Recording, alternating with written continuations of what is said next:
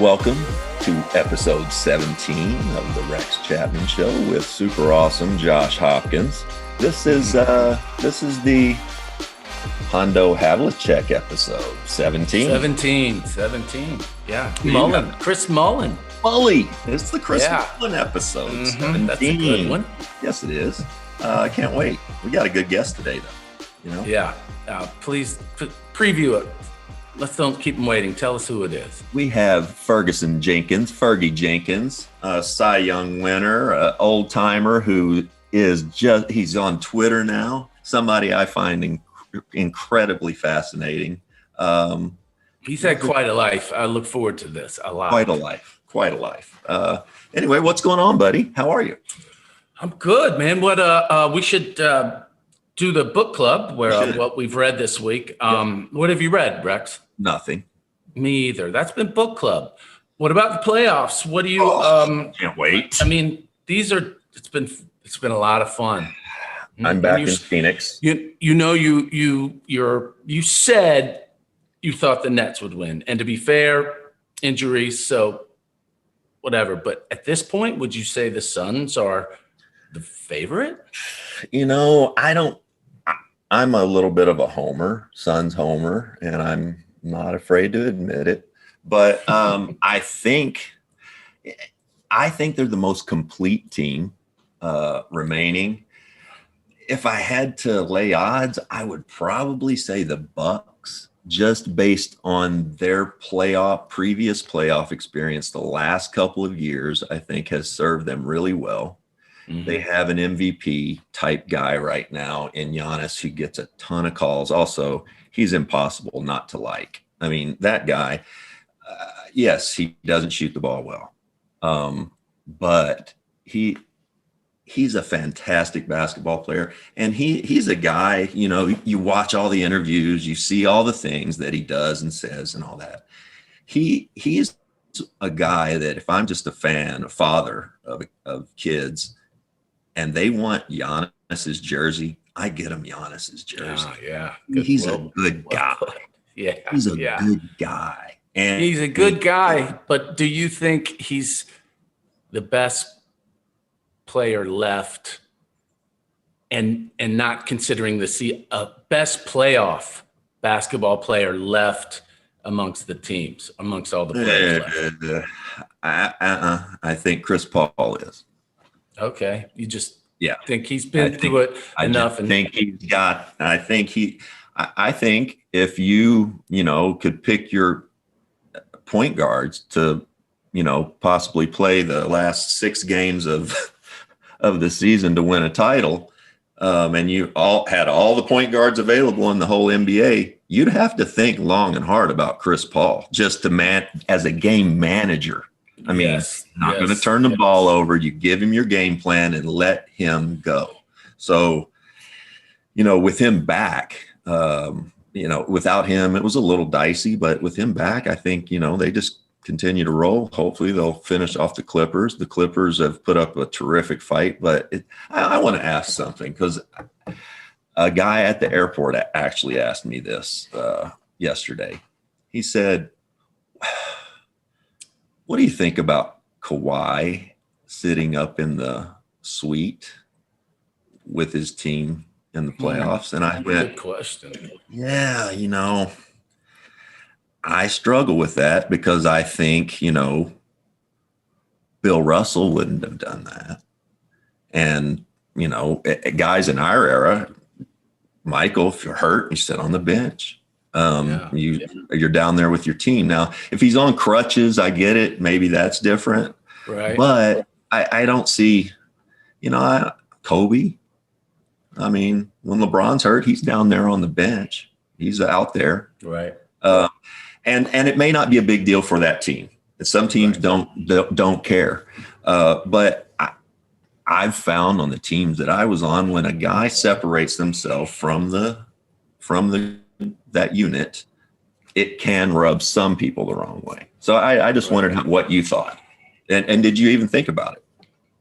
Not until this second, because I'm not as intimate with the game as you are, but it would seem to possibly open the door to raising the question, is truly the team chemistry the problem? That's all. With the Clippers, because they've obviously got the pieces. But is that what it is? It's just that could be very indicative of their problem. Yeah, and again, this could be nothing. This was a question somebody asked me. I and I tend to give guys the benefit of the doubt. Like I thought, I don't know what I thought. I do know when it struck me when they first showed the picture of him sitting in the suite, I kind of went, interesting. Because I expected him to be down on the court. So anyway, I just thought I'd throw some shit into the air and see what sticks, Well, I enjoyed your perspective on that. Who do you have? Who you got coming out of the East, Josh? I'd say the Nets. Just kidding. They're out. You're silly. You're so silly. I mean, it's obviously gotta be honest in the Bucks, right? Yeah, I think so. And then pretty much they've established, unless Ice Tray goes crazy, who's become almost just appointment TV. Yeah. He's different. The way he pats that ball, the way he moves, the way he gets other guys' shots, the way he is not afraid of the moment. You need to peep this though. Something I've noticed about him, he's really fast. He's got a great stride. He runs like he without the ball. Just watch him move from one end of the floor to the other. He glides. He's got great feet. The other thing about him is he makes the Stevie Nash left-handed hook pass on the money to anywhere on the floor going to his left. Just, passes that I would have been going to my left and then made this way. Right. Like that. I would have been going to my left and been like, I can't go to my left. I dribbled out of bounds. So yeah, you can't dribble out of bounds when you're inbounding, That's a great point. Yeah. Well, bud, you want to get to Fergie? Let's get to Fergie. I'd love to. Let's do it. Ferguson Arthur Jenkins Jr. Fergie Jenkins joining us. How about this? Yeah. Happy to have you, Fergie. You're our first baseball player, but second Canadian. We had Katie Lang on, and I wore this in honor of you. You were once named the best athlete in all of Canada. You got that award. What's that like to be the best athlete in an entire country? Well, I won the Lou Marsh Trophy several times, and it doesn't impact you until you hear it from someone else, because I'm playing a sport that I loved, baseball, and when the season's over, you get judged on what your performance was all about. So, people kind of put you in a category, and it happens. I played against a lot of good players, and then all of a sudden you got a category against Gordie Howe, Bobby Hull, other athletes that are Canadian. Right. So, and it's not astounding that particular thing happens, but you're proud of the fact that you're in the same consideration of these other great athletes. Sure. And more than consideration, the best athlete in all Canada. That's amazing, man. That's amazing.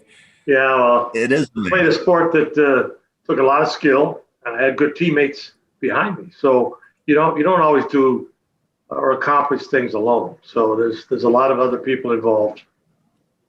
Was baseball your first sport, your only sport? I know you played other sports later, but what was the first sport you played that you were like, well, I'm pretty good at this? That was hockey, my first sport. Really? I played as high as a junior B, and I enjoyed playing in a little small town, Chatham, Ontario. And Gene DeJura, the scout that ended up signing me with the Phillies, thought that hockey was not going to be my best sport. And he seen me play baseball, but I was a first baseman, a kid, 15, 16 years old.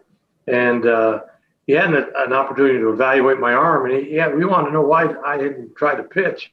And I said, we have pitchers on our team. And lo and behold, within 2.5, 3 years after that, I signed a pro contract with the Phillies. That's amazing.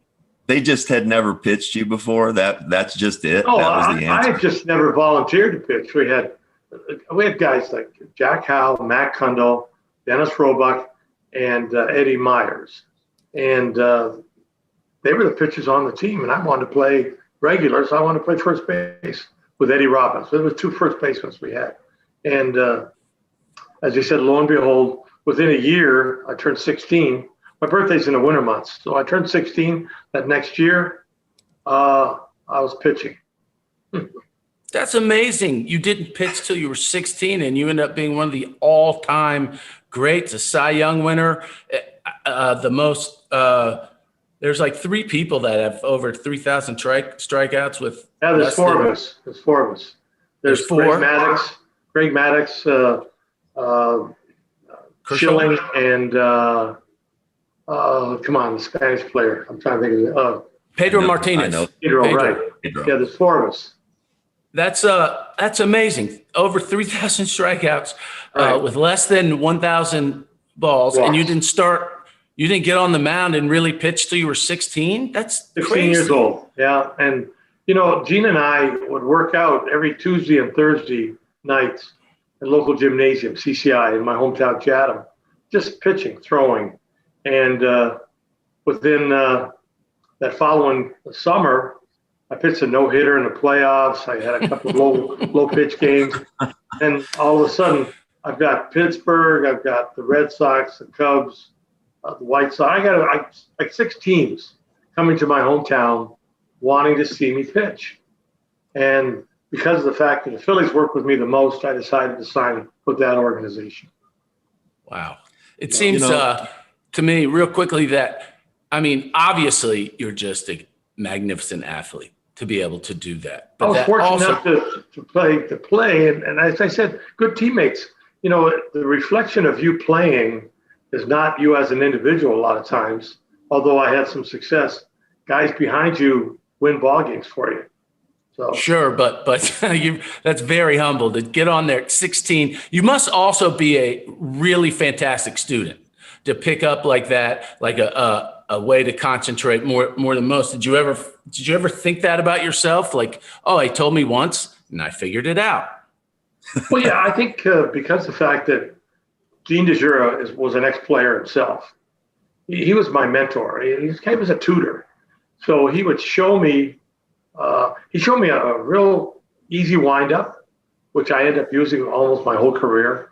The grips on certain pitches. And I was very fortunate enough in the Philly organization. I went to winter ball 2 years in Puerto Rico. Cal McClish was my pitching coach, taught me the slider. And then the late Freddie Martin taught me a changeup. And those pitches combined with my fastball, a little bit of the curveball I had, those 4 pitches got me to win ball games. So it wasn't all by myself. That's you amazing. learn from other people. I'm listening, and I lived in Phoenix. I'm in Phoenix today, but I lived in Phoenix for quite a while. And one thing that I realized very quickly is it's baseball year round here. It's warm weather. It's not like that where we grew up in Kentucky. And every kid from this age, from 5 years old, has a pitching coach. And, everybody thinks their kid's going to make it to the majors. And I wonder, you had such great longevity. I wonder if it helped you pitching later. You didn't really start pitching till you're 16. Do you feel like that benefited you in the long run? I think so. I was a lanky kid at 6'4", slender, weighed probably 100. When I first started pitching, probably about 160 pounds when I went into high school at 16 years old. So pitching, I think, when you look at it, it was an exercise. And as I got better at it, I think it became, I said to myself, that might be a job. Wow. A livelihood. So when I signed at 18, right out of high school, Gene DeJura said, once you sign, you're going to become a professional athlete. You got to carry yourself a little different. You got to do things that the organization wants you to do in the Philly organization. So I was very fortunate. Cal McClish, as I said, took me to winter ball. I was 19, 20 years old and pitching in Puerto Rico against a lot of really established stars like Clemente, Cepeda, Gonzalez, Pagan. These guys were stars in their own right. And then all of a sudden, I started to catch on to what this was all about, and I got good at it. So it took a little while. It didn't happen overnight, believe me. Sure. That is so quick. Also, your story reminds me, like, to put it in different terms, it's like you're in a band and you play the trumpet, and the guy goes, you know what, you're pretty good at trumpet. Why don't you come over here and try and play guitar? And you're like, yeah. And then they taught me 4 chords, and then I became a legend.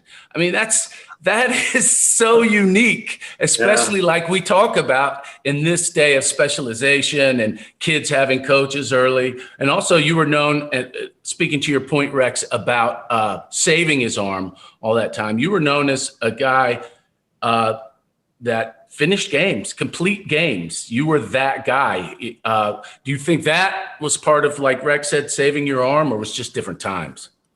Well, I think the complete game situation happened with Leo DeRocher. I was a pretty good hitter too. So he would leave me in ball games a lot of times because I could bunt, move the runners up, and put the ball in play. And he would come a lot of times in ball games in Chicago.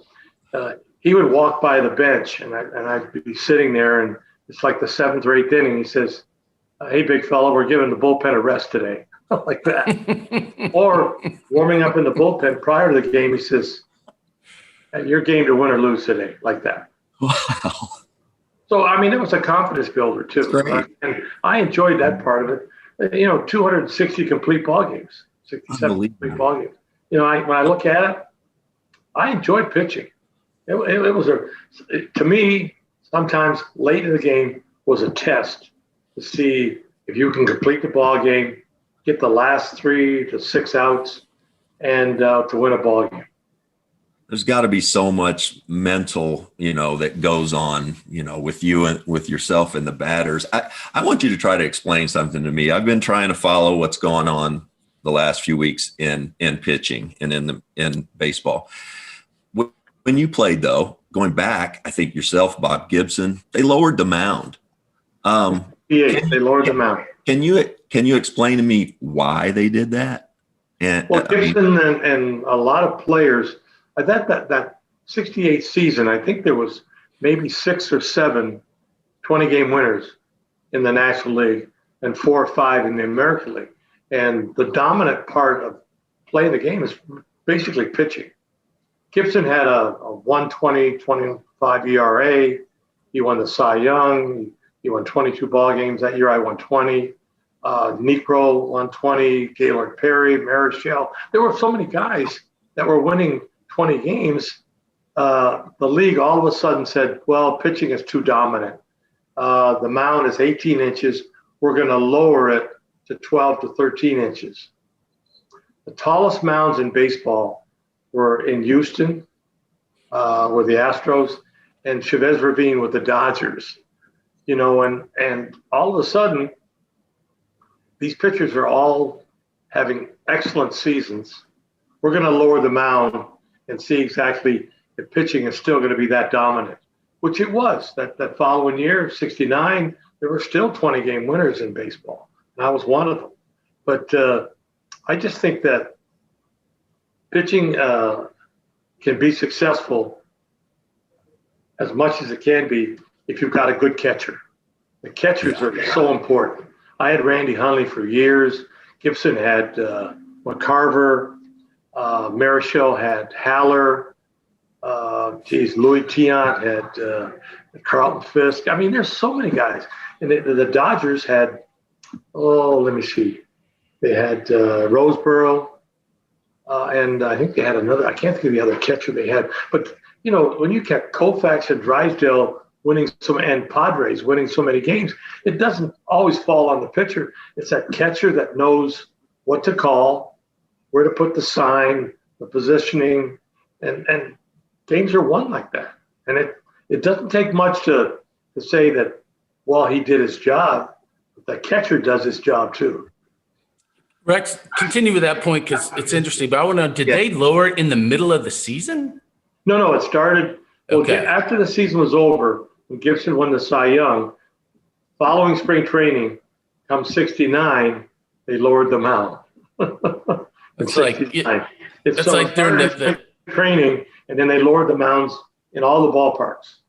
For you, Rex, so you can understand, since you don't know baseball like Fergie and I do, it'd be like during that era, your era, where it was center dominated in a lot of ways, them raising the basket a foot. Yeah, that's weird. What is that? It's so weird. So to go back though, in baseball right now, I want you to explain it to us. Apparently, they're cracking down on foreign substances on baseballs. Now, how long has this been going on? 10 years, 50 years? And why has it become such a big deal right now? Well, I think putting a foreign substance on the ball has been going on for 25, 30 years. Phil Reagan used slippery elm. Gaylord Perry used Vaseline. Jim Bunning used clear pine tar, which I did too. Early in the season in April, when it's cold, you're playing in either New York, Chicago, Pittsburgh. I mean, you're in Montreal. In Montreal, you're pitching in 40-degree weather sometimes. Yeah. Late in the season, same thing. In the playoffs, World Series, I think Stickum can enhance you getting a better grip on the ball. I don't know. Well, now they say it gives a better spin ratio. Right. I'm not sure. But now they're cracking down. The only substance you can put on the ball is maybe rosin, and the rosin is on the mound. But guys used other things. What about the sunscreen?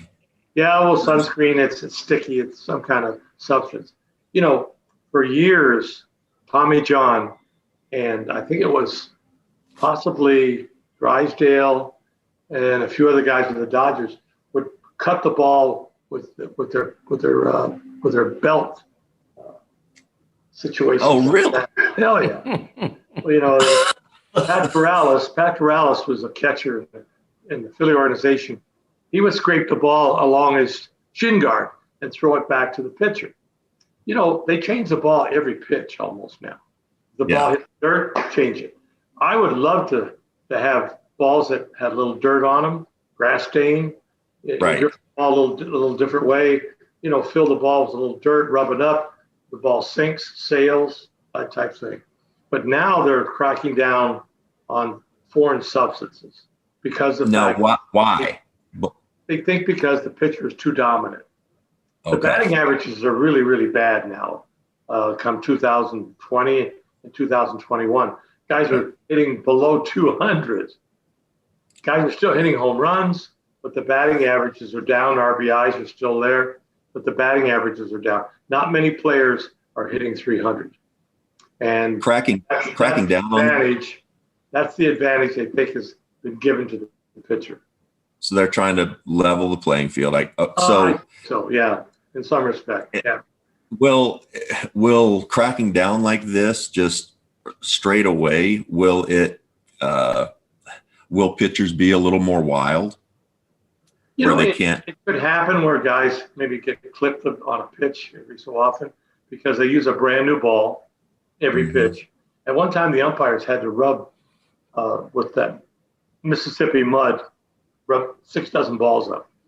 Now they're using 12 to 13 dozen balls for a game because every pitch they throw a ball out. If it hits the dirt, after every out, they throw the ball out. The third out in the inning, the ball's hit to the outfield. The outfielder throws it in the stands, or the third out is at first base. The first baseman gives it to a kid along the first base line. So, I just think that they, as you said, level the playing is a little different, but they're using so many balls per game, and the balls are not really rubbed up. So you'll see a guy on the mound wetting his tongue, and then he rubs the ball up. We weren't allowed to do that. You had to be Right. off the mound, off the surface of the mound, the dirt.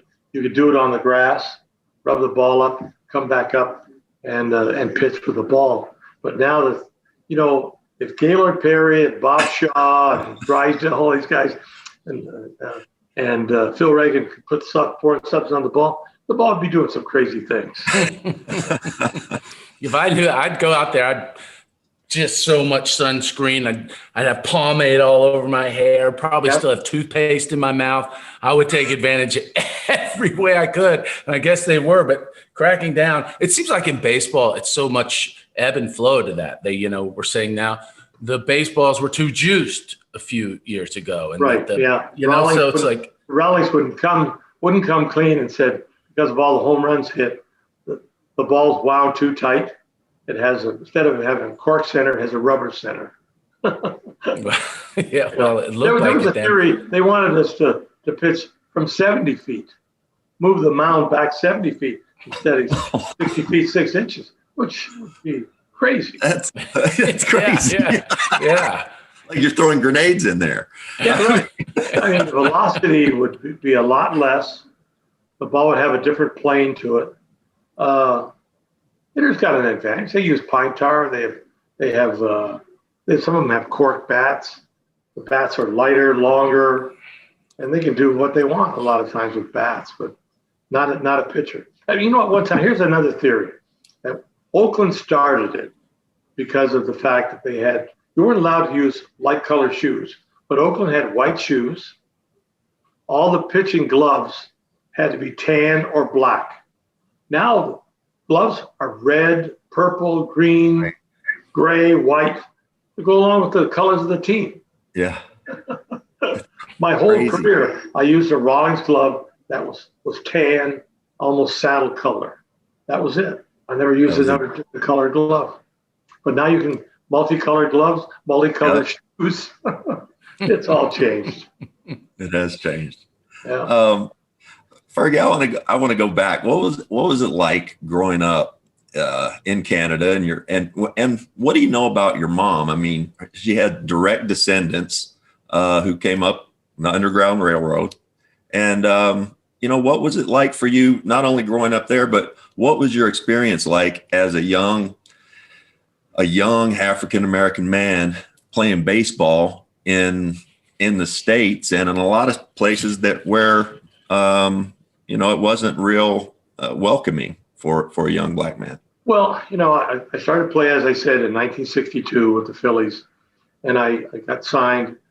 The first city I played in was Miami, and I'm trying to think of the gentleman's name. Oh man, it just slips my mind now. But he had given us a little testament. There was 4 players of color on the team: Alex Johnson, a kid named Wayne Green, Reno Garcia, and myself. And we couldn't go to Miami Beach. We couldn't eat in certain restaurants. We had to give on the road trips in that Florida State League. There was Fort Lauderdale, Tampa, St. Pete, Palatka, so many different Tampa. We had to give our money to the white players when the bus stopped, and they would buy whatever we wanted, hamburger, hot dog. We didn't make a whole lot of money. We got $2 a day meal money. So you weren't getting a whole lot of money. And they would bring the food back to the bus. In spring training, we couldn't eat in certain restaurants in the spring. But I mean, it was a little different. And it all changed in '64. But to get back to the cities where I played first was Miami. The second city was Chattanooga, Tennessee. And the third city was Little Rock. Yeah. And Little Rock was kind of the worst. I played with Dick Allen, and there were 4 players of color on that team. Marcelino Lopez, a Cuban, Richard Quito, Panamanian, Dick Allen from Pennsylvania, and Fergie Jenkins from Canada. And 3 pitchers and 1 infielder, Dick Allen. And his name was Richie, and then he changed his name to Dick. But he had a little tough time playing in Little Rock because we're the first players of color in 1964 to play there. And it was a little tough on Dick because he was a regular, played there every day. And he first started in center field, then they moved him to third, and then later on they moved him to first. But he suffered a little bit, but verbal abuse, let him know he wasn't liked and on the ball club at the time with the Arkansas Travelers. Wow. It took a little while to come around, but other than that, the people really gravitated to Dick because he was a great athlete. I mean, he ended up hitting something like 35 home runs that first year with AAA, a lot of RBIs, and he really played well, made the All-Star team. And then the next year, he was Rookie of the Year in the Phillies.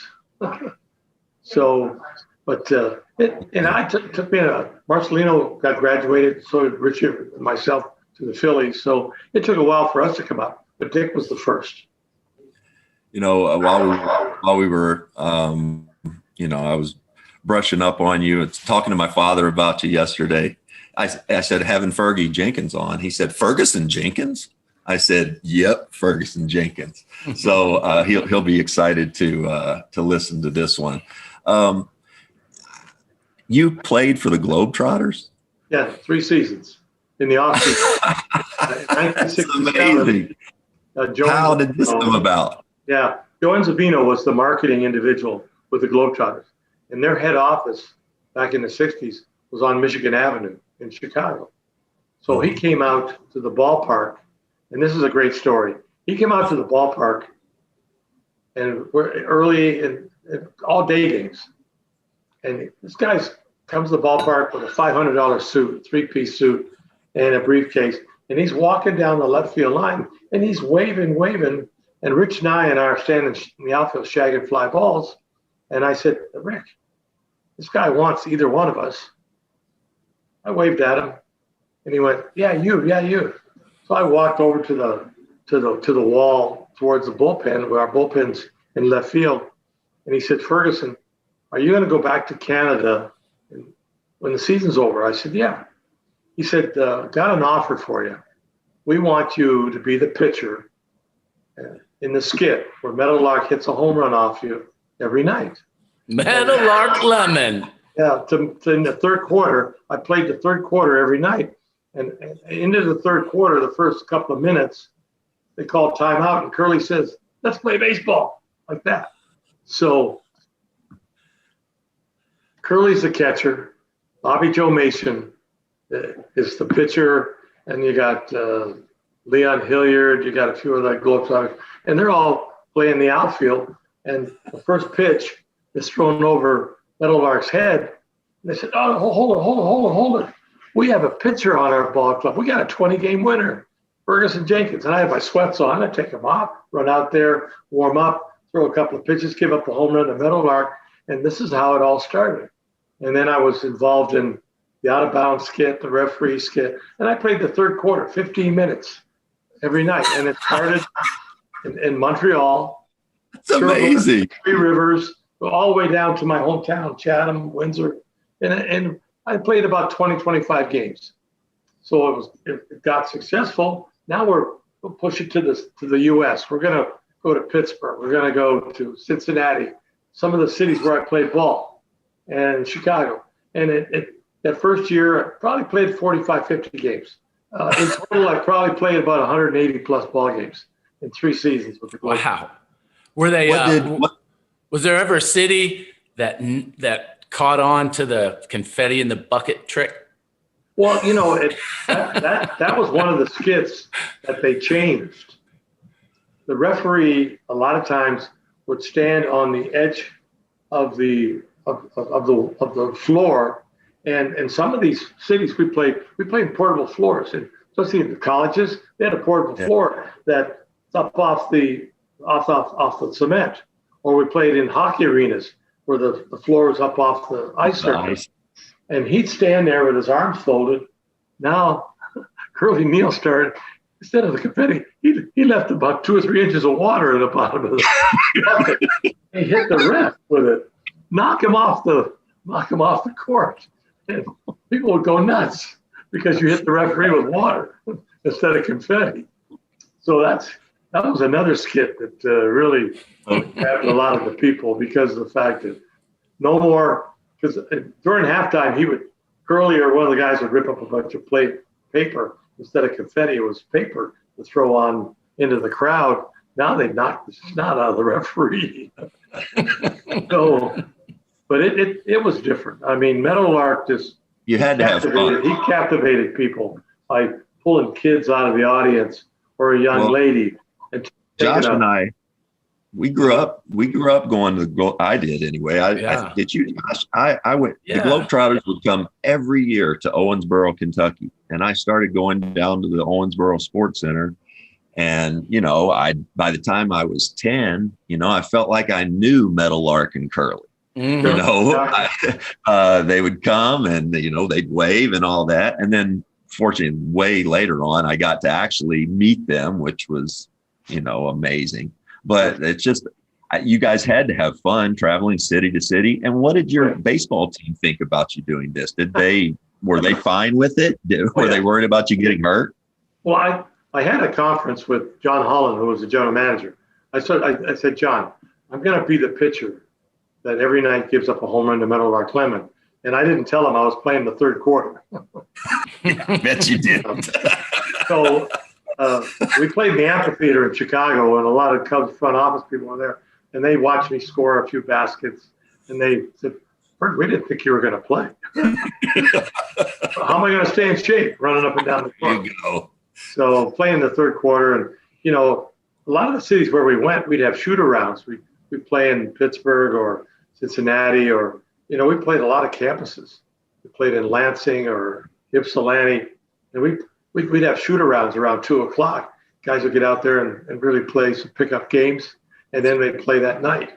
So that kept me in pretty good shape running up and down the court. But it did. Sure. It's people don't realize when Rex and I were younger watching that, how the Globetrotters were like the circus. They were like, you know, stars came to town. It was so, I remember getting in a fight with my like 5th grade teacher, an argument, like saying, he said the Lakers could beat the Globetrotters. I was like, there's no way. The Globetrotters have never lost. They're way better. I've seen the Lakers. Yeah. I mean, they were magic to us. They played college All-Americans a lot of times in the 50s and 60s, and would beat the college All-Americans because they do so many skits that they for shaving points off what they had to do. And each one of those skits is worth 2 points. So the basket. Right. So and Meadowlark and Jackie Jackson and Mel Davis, all these guys would do certain skits, and they run the score up. You just couldn't stop the game to run skits. Oh, when they played against the Washington Generals, they didn't have a chance. All the years those 3 years I played, we never lost a game. We never lost. We'd go to Hawaii and play on a aircraft carrier, you know, with docked in San Diego, or we'd play in Hawaii. I mean, it was just incredible to play with some of these guys. They were entertainers, but also great athletes. Sure. You watch basketball now? You watch basketball? Yeah, I've been watching the last couple of games with Milwaukee and Atlanta. And I just think that some of the things that they do now, charging and all the different, and the three-point shot now has not ruined the game, but it made the game so impacted. The scores are 120 points now. I think you're right. It just, the extra points, now you have a specialist or 2 or 3 that all they do is shoot 3-pointers. That's all they do. You're reading Steve Kerr's mind. We had Steve on a couple of weeks ago, and he said, you know, the balance has been shifted so much toward the offense that you know, we got to do something, and we're probably going to see that coming up. You know, no defense. No defense in basketball. Yeah. Right, none right now. You can't touch anybody. You can shoot. Yeah. So many guys. It take Young, as a smaller athlete, 6 foot tall. And the fellow with the San Francisco team, Stephen Curry. Yeah. Stephen, I mean, this guy has changed the game. I mean, he shoots 200 or 300 3-pointers every season. It's amazing. He's breaking everybody's record. Harper's record, all the guys Everybody. Hey, Yeah. hey, Fergie, you've got a documentary coming out. Yeah, it's going to be viewed on this coming Wednesday. Fantastic. Tell us about it. On one of the Chicago stations. Tell us about it. But how long has it been in the works? Well, they thought about it for about a year, and I was involved in it about almost 4 months, 5 months ago, where they wanted to put some footage together on some of the tragedies that I've had in my life. You know, I lost my mom early. She died very young, 52 years old, and it was during the season when I was playing in 1970. She got sick in 68 with cancer, and then she passed away in 1970. The funeral is like on a Friday. I flew to Montreal and pitched on a Saturday because my mom said she'd lived her life. You go ahead and live your life. Your life is in sports, baseball. Go ahead and play. And Leo DeRocher at the time didn't want me to pitch. I said, Leo, I'm fine. I think my mother would want me to play. I lost a wife to a car accident. She got pneumonia in the hospital. There was a murder-suicide. I lost a daughter and a fiance. And then my last wife, she got sick. She had a stomach problem, passed away. She got sick in 2014, died in 2018. So they wanted to put all these different situations, tragedies in my life. And at one time I said no. And then I said, you know, maybe people want to know things that happen to athletes, not because they're in the public eye, but we're just like everybody else. I've had those situations happen to me a lot of times. One during the season and a couple of them during the off season, and just the other one just before I got inducted in the Hall of Fame when Mary Ann passed. She had pneumonia. I left to go to do a press conference with Gaylord Perry and Rod Carew in New York, and she was in the hospital at the time, contracted pneumonia. When I'd come back, the doctor said they couldn't save her. Oh, I'm so sorry. It was something that, and it's a tragedy. You know, I told him before, I said, I've broken down lots of times. You don't have to be ashamed to cry. That's right. I cried lots of times. And I just went in a separate room by myself in the house and just felt guilty, started crying. Yeah. It's part of life.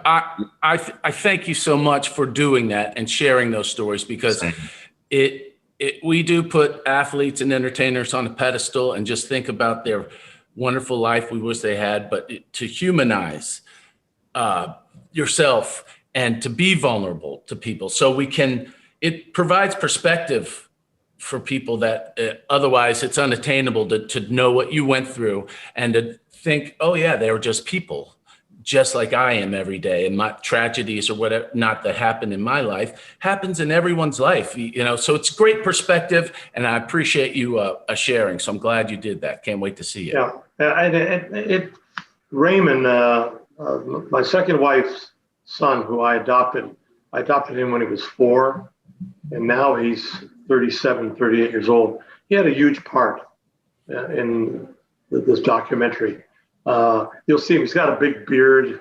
I mean, he's turned into a real man. But the nice thing about it is we together went to a therapist. I think 11, 12 at the time when his mom, Mary Ann, passed away. And it grabbed him more than it did me, I think, because he was still in public school. And he had an anger issue. Oh, man. I used to have to go to school. The principal would phone me at 10, 11 o'clock in the morning and say, Mr. Jenkins, you have to come and console your son. You have to come to get him because he wants to fight everybody. He's angry.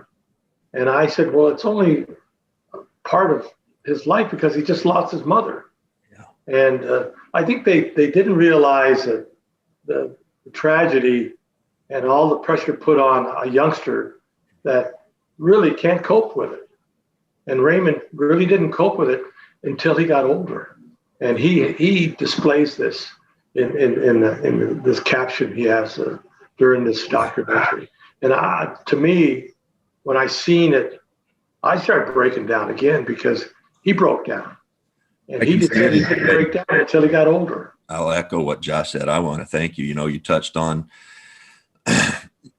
something else. I know I grew up in an era, so I'm sure you grew up in an era. It wasn't cool. Wasn't even really, you weren't supposed to talk about if you went to see a therapist. Right. You weren't supposed to reach out for help. You're supposed to handle everything like a man on your own. No, Right. That's not how life works. And, I think, my story. I've been down, I've been up. You obviously have, Josh has, we all have. And Right. some of us do it in front of other people. You could walk off in the sunset and never talk about any of this stuff, but that you're doing it, I'm telling you, Fergie, it's going to help a lot of people. I've been in therapy and in rehab a few times, and you sit there, and if you listen for an hour and there's 10 people tell their story, Right. you're glad you have yours. Right. Yeah. Everybody has their stuff, and we all cope with it differently. And I'm not surprised to hear you say, he didn't really exhibit the anger and stuff until later. How could he process? He was just a kid, For years, he kept all that in, Yeah. Years. I'm really amazed at you, dumbfounded that, the stigma of mental health is really, it's still obviously fluid, in sports today, but really just now being sort of talked about and accepted that people need help. And the stigma in society is still there. I have friends that, when they go through problems and I suggest therapy, you're like, yeah, shy away from it for the same reasons. But for you to have the foresight to do it back then and to know that your stepson really needed it really blows me away. That's kudos to you. There's not a lot of people that had that intelligence. Agree. Well, I knew I needed help when I lost Marianne, because it was a tragedy, because she had the accident in December of 90. And she was in intensive care 35 days. And I went every day to the hospital, and she had a larynx tube where she couldn't talk, but I could try to read her lips. And unfortunately, as I said, she passed because of pneumonia. She was on her back all that time and fluid built up.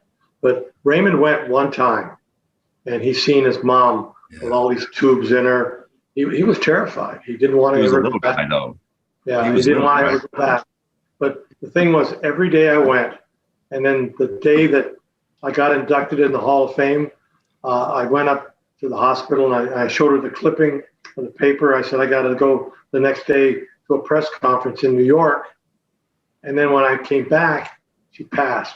And that was like a kick in the so-and-so, Yeah. And she's in a separate room. I'd taken all the tubes, whatnot, away. And I had a chance to say goodbye to her. Yeah. That grabbed me really, really tough. That day was a tough day for me. That you're sharing it, man. It's powerful. And, I know that I talk about some of my stuff at times, and afterwards, it's hard to talk about, but it's cathartic. And I hope you feel that way, because, we're going to have my kids help me out. People. Good. Raymond's really helped me, and my three daughters. Fantastic. Kelly, Dolores, and Kimberly. They all live in Canada, and we talk periodically on a weekly basis, that was good therapy back then in the 90s for me, for sure. And now with this documentary, I'm not sure if it's going to help in the long run, but it's good to bring it out again. I think it's going to help. I can't wait. Let's lighten it up a little bit. What's your favorite movie? My favorite movie? Ben-Hur. There you go. I watched that during the Christmas holidays. I enjoy watching the Star Wars movies. And I think before long, we're going to be I might not be around for it, but, visiting galaxies and inner space type things, visits. And then people are going to go, there really is E.T. He's still around. He's been here. He's been here for a while. He never left. That's right. He never phoned home. Well, any other movies, real quick, that jump out? You know, the bad boy movies with Will Smith and Martin. Martin Lawrence. You know, I watched. I'd say movies with Clark Gable, Gone with the Wind. Oh yeah. Sit there and you watch it and you go, that's a lot of history. Right. So, other than that, Josh, I'm not a big movie goer, but I watch movies a lot of times on TV. They come on. We were just trying to figure. My dad is late 70s, but who was born same year? Josh was just saying. You were born in 42, correct? Correct. Yeah. And it was really interesting. Muhammad Ali was born your year. Aretha Franklin was born your year. And so were, interestingly enough, Joe Biden and Mitch McConnell, the two guys basically leading our country right now, were born in 1942. Wow. Pretty good year. I guess. Yeah. And so you've seen a lot. Sagittarians, supposedly they're strong individuals. There's a because of the sign of the archer, but they've got a goal to reach, and they're pointed in that direction, and they try to reach that goal. Well, you make Sagittarians proud, and stand up. You're definitely a strong man that's been through a lot. If you could have dinner with anyone in the world, just sit down, talk, who might that be? Ooh, wow. Dinner. I met Jim Brown a couple of times, but with just personal appearances and dinners in Cleveland or someplace in bigger cities, just to sit down and pick his brain on what he went through as a football player, or Kareem Abdul-Jabbar, somebody from a different sport that went through a lot of different situations. I'd like to come to that dinner too. And throughout time, dead or alive, like a music group or just a singer that you could sit front row center, dead or alive, you could just take in the concert. Well, I've met a lot of the guys with Cream, Clapton, Eric Clapton. Oh yeah. As you said, Gladys Knight, the Pips. Back then in my era, Berry Gordy and Motown was really, really big. The Shy-Lights were from Chicago, and I've seen them perform. Maybe Sam Cooke. He's fast right now. That's great. I got an interesting story for you. In 1962, we stayed in Miami. We stayed at the Sir John Hotel, where it was a hotel that was a collaboration where all the black stars would go. James Brown, Gary U.S. Bond, Little Anthony, the Imperials, and they all performed at that hotel. Wow. I didn't see a lot of them, but they were headliners. So, to meet James Brown, he went through. I bet. James Brown. As I said, Sam Cooke would be another individual just to talk to. So great list. They went through as entertainers. Yeah, great list. Fergie, I'm so glad that we connected via Twitter. I want to ask though, what made you start? What made you get on Twitter? A gentleman in Chicago started the Facebook and the Twitter, and I said, "Let's do it. Let's see what happens.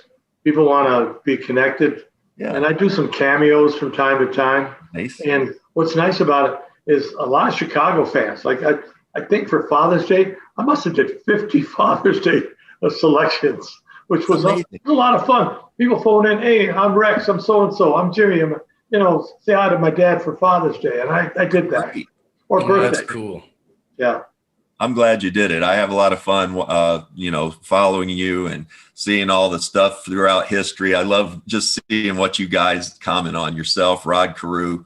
I grew up watching Rod, just an unbelievable unbelievable swing, and what a nice man. Hopefully we're going to get him on.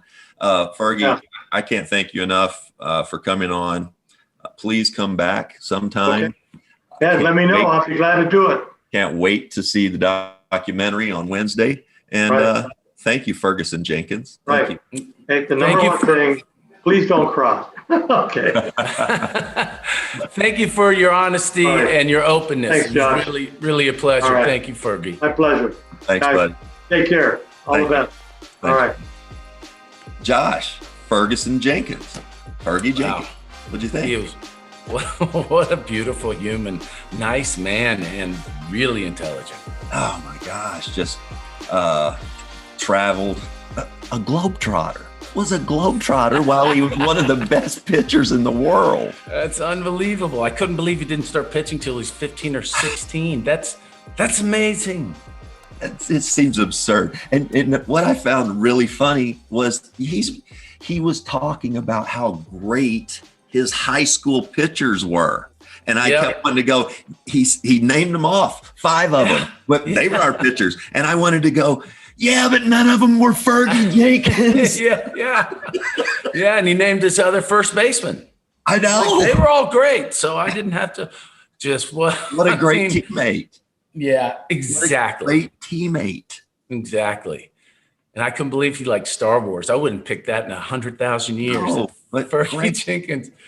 Yeah, that's what I love. I'm glad he talked about getting on to Twitter. It's man, 78 years old, 79.